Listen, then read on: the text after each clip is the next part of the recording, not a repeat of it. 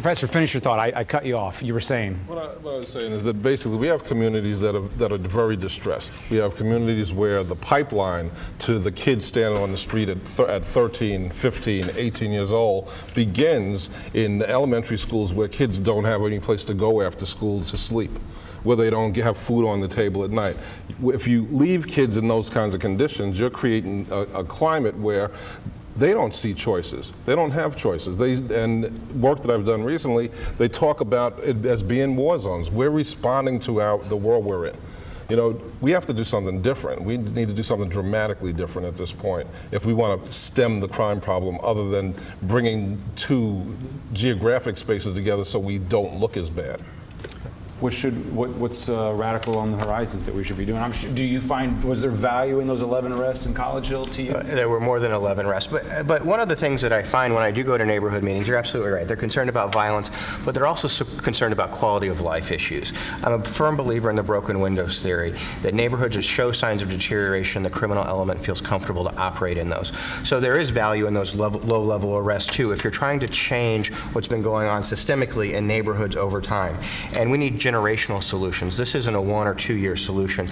We need to be getting to the kids in first and second and third grade and giving them hope, giving them direction. And then finally, what I would say is we need outcomes that keep people safe. Could be incarceration, could be jobs, could be other things, but we need outcomes that keep people safe. And we, as a society, aren't very good at that right now. Is that something that can the police departments get to kids at first and second and third grade level? Well, we can, and we've been doing that for years. We've tried that through the DARE program. We try to do the right thing. But I'll tell you this, the police department, the courts, they can't do it by themselves.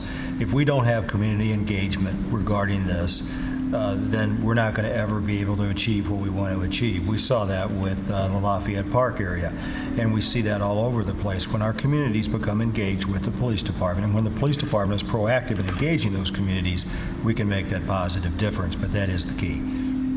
I agree with that, and I think one of the most frustrating things is that with the new local control we have in the city, one of the reasons I supported local control and was so excited about local control is that it would give us an opportunity to take a holistic approach to fighting crime. The police department can't do it by themselves, but we have an opportunity now to coordinate efforts between the police department, the Parks and Recreation Department, St. Louis Public Schools, the Health Department, and the Building Division to board up some of these buildings. I completely agree about the broken window theory too. You look at an area like College Hill and you see why there is so much violence and crime over there, because it looks like an abandoned part of town. And so we have an opportunity now. I don't think the city, I don't think the mayor has used that opportunity and sees that opportunity. And it may take the Board of Aldermen and the Public Safety Committee to push on that to make sure that happens, but that's the only way we're ultimately going to solve it.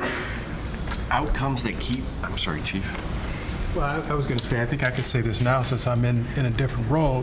As great as police departments are and police officers are, they can't be tasked with the role of dealing with poverty, dealing with unemployment, dealing with deteriorating neighborhoods.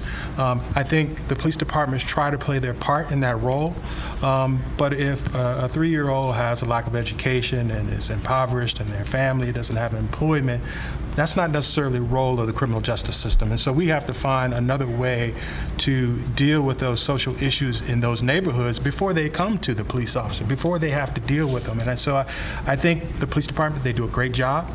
But I don't know whether or not that is their specialty, right?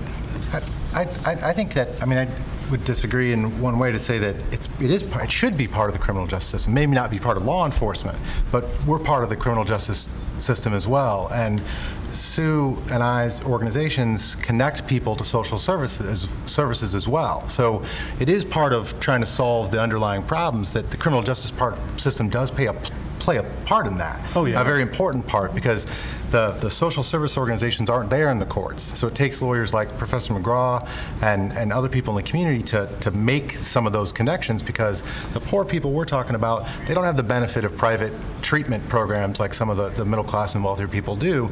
They need to be connected to these social service organizations to address mental health problems, substance abuse problems, things that are really driving some of the crimes that we're talking about. And I agree, they are a part of the solution, but they're